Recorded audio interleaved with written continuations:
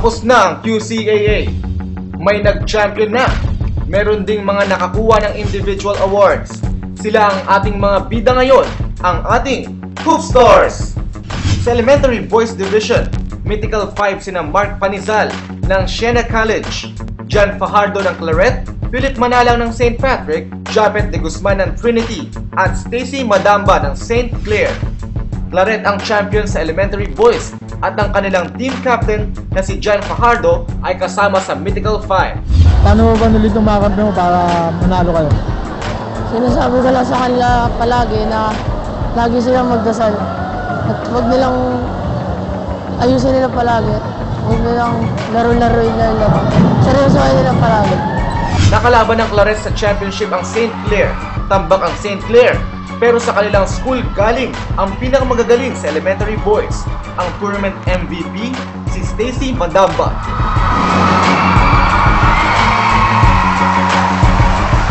Masaya syempre, kahit natalo kami, nakuha ko ng award dito. At nagpapasalamat ko mga nanonood sa amin, sa mga kakampi ko na tumulong din sa akin para makamit ko. Ano bang sikreto mo ba't naging MVP ka kahit ang lead mo lang tapos ikaw ang nahinira na MVP? Practice tapos laro-laro lang.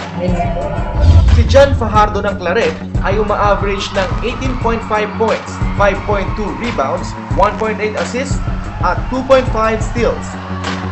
Anong pagkakaiba nitong champion nyo ngayon kumpara sa mga dati? Ngayon, mas mabilis kami kaysa last year. Tsaka medyo, kahit maliit, mabilis pa rin. Last year, mabagal pero malalaki. Ito hindi ko na overconfident kasi tatambakan nyo na yung kalaban nyo hanggang sa championship. Dahil nga nung sinabi sa amin ng coach namin na huwag mag-competent na kahit tambak na, easy-easy na lang. Ang MVP naman na si Stacy may average na 25 points, 3.2 rebounds, 3.2 assists, at 4 steals.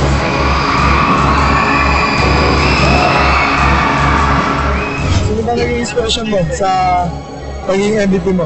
Siyempre yung mga nanonood sa akin, mga fans po, tapos yung mga kalasa ko, yung mga teachers, lahat, yung mga colleagues, si coach ko po. Pati ang coach ng Claret believes sa star player ng St. Clair. Okay, deserving din siya dahil magaling din naman yung bata. Dumako naman tayo sa Girls High School, Mythical 5, ang sentrong si Araceli Abaca ng Diliman Preparatory. Forward 3 siya din ng Jubilee, forward Mariel Lamar ng Miriam College, guard Alisa Dogong ng Diliman Preparatory, at guard Camille Claro ng Angelicum. Best defensive player din si Araceli Abaca ng Diliman Preparatory. Ang last year's MVP ay may average na 17.2 points, 12.8 rebounds, 4 assists, 1 block, and 1.6 steals. Mula naman sa champion team na Angelicum, ang MVP at most outstanding playoffs performer, walang iba kundi si Camille Claro. Na-injured na't lahat-lahat sa championship game, pero nariyan pa rin ang puso ng bata. Sabi nila ikaw daw pinakamagaling sa PCA sa Women's High School. Ano masabi mo? Kinausap ko pa nung taga sports radio. Sabi sa akin, pwede ka daw namin.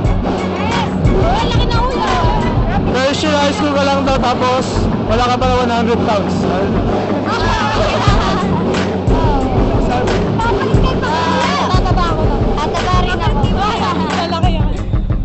Sabi mo, bukod sa champion team nyo, baka ikaw rin ang maging MVP. Hindi ko.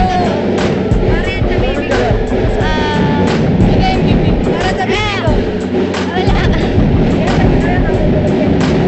Para sa kanya ko dahil ako ay MVP. Si Claro ay may average na 29.5 points, 5.2 rebounds, 4.8 assists, at 7.2 steals.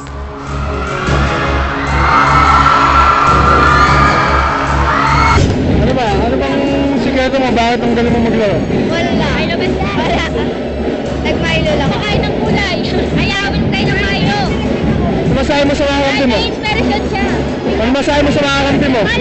Na kahit na-injured ka, tinuloy pa rin yung laban. Salamat sa mga mahal po. Salamat po. Sila ay malakas na loob. Malakas. Kahit wala ako, kahit nila wala ako. Finally, ang Boys High School Mythical second team sina Kevin Bejerano ng ICCS, Fernando Claridad ng Angelicum, ang PP na si Jonathan Ramos ng Max Sade na may average na 38 points per game, si John Paulo Casimiro ng Angelicum at si Jeff Vargas ng NCBA. Mythical first team naman ang sentrong si Michael Javelosa ng Ateneo, si Ronald Talan ng St. Clair, si JP Martin ng Claret, Hesed Gabo ng St. Vincent at VL Legazpi ng ICCS. Best defensive player si Michael Javelosa ng Ateneo na may average na 7.9 points, 8.1 rebounds, 1 assist, 2.4 blocks at 1.1 steals. Bukod sa kabilang sa champion team na Claret, kasama rin sa Mythical 5 si JP Martin.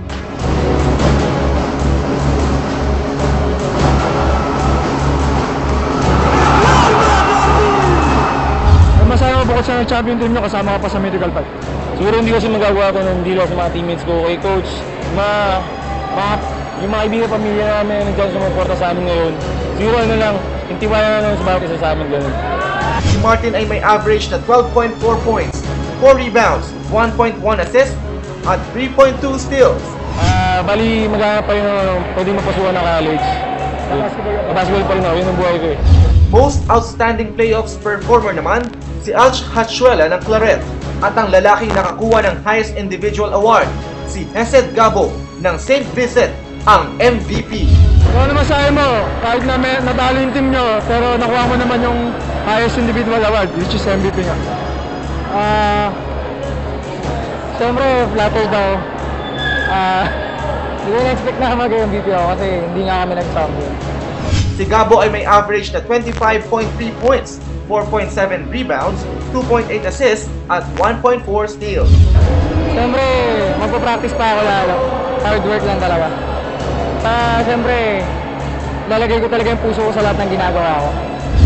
Ang mga kabataang ito, mga lalaki at babae, high school at elementary, sila ang future star ng Philippine basketball. At tayong mga taga-barangay hoopsters, na subaybayan natin ang kanilang istorya. Sila ang ating mga hoopstars.